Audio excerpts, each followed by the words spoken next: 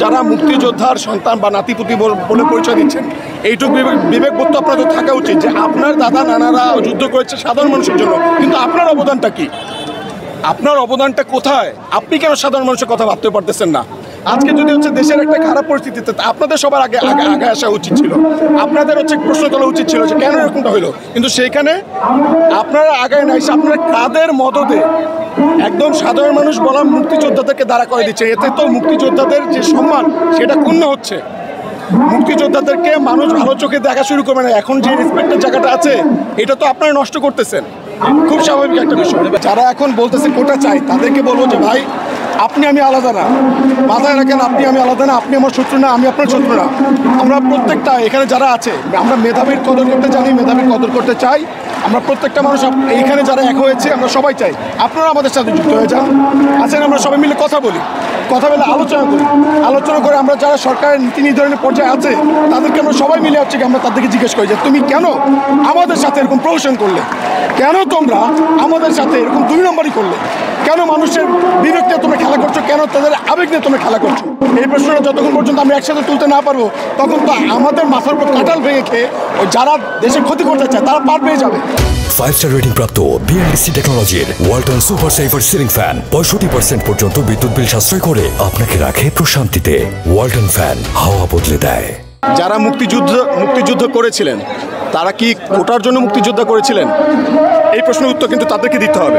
এটা কিন্তু গুরুত্বপূর্ণ কোশ্চেন যে এই যে যারা এখন আন্দোলনটা করছে, যারা বলতেছে আমরা মুক্তিযোদ্ধার নাতিনাতনিরা যারা আছে তাদেরকে দেখতেছি কয়েকজনকে মিলে তারা দাঁড়ায় গেছে, মানববন্ধন করতেছে। আমরা তো দেখি সব কিছুই দেখতেছি, এমন না যে কোনো কিছু দেখি না। তাদেরকে ইনস্ট্যান্ট বৃত্তি দিবে, তাদেরকে খাবার দিবে, এই বিনিময়ে তারা এখানে এসে এই কথাগুলো বলতেছে। আবার একজনকে দেখলাম যে সে 70% কোটা চাইতেছে। ঠিক আছে, ওকে, সে 70% কোটা না, আপনি 100% নিয়ে যান। সে হিসাবটাই তো জানে না ভাই। সে বলতেছে মুক্তিযোদ্ধাদের জন্য 70% আর সাধারণ মানুষের জন্য 50%। কারণ 70 আর 50 কত? 70 আর 50 কত? এখন বাকি 20% আপনি কোথা থেকে নিয়ে আসবেন? ওগুলো কোথা থেকে? অন্য দেশে? আমি ওনার কথাই বুঝি নাই। প্রথম কথা ওরকম কিছু ভাড়া করার লোক তো আসবেই, খুবই স্বাভাবিক। যদি তারা মনে করে যে তাদের দাদা তাদের নানা তারা মুক্তিযোদ্ধা, তাদের সম্মানে তারা আজকে এখানে আসছে, তো তাদের উচিত আজকে যারা সাধারণ শিক্ষার্থীরা আছে তাদের সাথে একত্রতা প্রকাশ করে সবার সাথে সমন্বয় করে একটা সিদ্ধান্ত নেওয়া এবং কি পলিসি মেকার যারা আছে তাদের কাছে বলা। কিন্তু তারা আলাদা, আমরা আলাদা। ব্যাপারটা কি দাঁড়ালো? সাধারণ মানুষ বনাম মুক্তিযোদ্ধা। এই সাধারণ মানুষ বনাম মুক্তিযোদ্ধা এটা কারা করলো, কেন করলো? এই প্রশ্নটা কবে তুলবেন, কে তুলবে? এই প্রশ্নটা তো তোলাটা এখন জরুরি।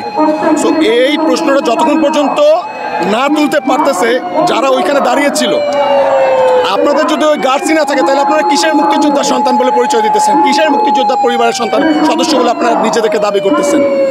তো আজকে এখানে যারা শিক্ষার্থীরা আছে আপনারা সবাই জানেন এই আন্দোলন যৌক্তিক, শতভাগ যৌক্তিক, এবং আমরা প্রত্যেকে এখানে একত্রিত হয়েছি। এখানে কিন্তু আজকে শিক্ষার্থীরা আজকে অবস্থান করে নাই, শিক্ষার্থীরা অবস্থান করতেছে সেই কবে থেকে। এতদিনে কিন্তু গভর্নমেন্ট পর্যায়ে থেকে তারা একটা ভালো ফিডব্যাক দিতে পারতো, কিন্তু দেয় নাই। কারণ তারা চাচ্ছে যে এই মুক্তিযোদ্ধা বনাম সাধারণ মানুষের মধ্যে একটা দ্বন্দ্ব হোক। মুক্তিযোদ্ধা যারা সন্তান আছে তারা কি অন্য গ্রহের মানুষ ভাই? তাদেরকে কি আমরা মানুষ মনে করি না? এটা কেমন কথা? আর তারাই বা আমাদেরকে কি মনে করে? আমরা কি এই দেশের মানুষ না নাকি অন্য দেশের মানুষ? এই যে বোঝাপড়া, আন্ডারস্ট্যান্ডিংয়ের প্রবলেম, আলাদা আলাদা হয়ে যাওয়া, এটার প্রবলেম আমাদের। তো আলাদা আলাদা না হয়ে আমাদেরকে একসাথে আসতে হবে। একসাথে এসে আমরা সবাই মিলে সঠিক সিদ্ধান্ত নেই, এটা গুরুত্বপূর্ণ। তো আসেন আপনারা আজকে যারা মুক্তিযোদ্ধার সন্তান, যারা নিজেদেরকে পরিচয় দিচ্ছে, দাবি তুলছে, এখন তো তারা সন্তান নেই, যারা মুক্তিযোদ্ধা তাদেরকে কোটা দেওয়ার কথা আপনারা বলতেছেন। ঠিক আছে, মুক্তিযোদ্ধারা কি এখন বেঁচে আছে? অনেকে বেঁচে নাই। তারা কি চাকরি করতে পারবে? তারা পারবে না। তাদের যারা সন্তানাদি আছে তাদের অধিকাংশে রিটায়ার করার বয়স শেষ হয়ে গেছে। তাহলে বাকি আছে নাতিপুতিরা।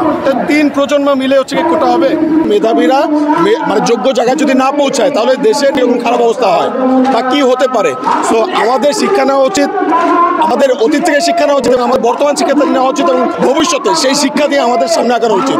আর যদি আপনি মনে করেন যে আপনি অতীত থেকে শিক্ষা নেবেন না, বর্তমানকে আপনার কোনো মাথা নেই, আপনি তো ভবিষ্যতে বাঁচবেন, আপনি ভবিষ্যতে এইটা করবেন ওইটা করবেন, মেগা প্রজেক্ট করবেন, বাংলাদেশ করবেন, কিভাবে করবেন? কিভাবে পসিবল? যদি মনে করেন এই কথা আমাকে কেউ বুঝাইতেছে তাহলে আমার বুঝে নিতে হবে সে একটা ভাতবাজ, সে একটা ভণ্ড, সে একটা প্রতারক।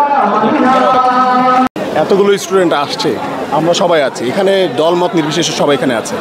তো আপনার কি মনে হয় না আমাদের এতটুকু বোঝার মতো সক্ষমতা আছে কোনটা মুক্তিযুদ্ধের পক্ষের আর কোনটা মুক্তিযুদ্ধের বিপক্ষের শক্তি? ওইটা বুঝে শুনেই তো এখানে আসছি।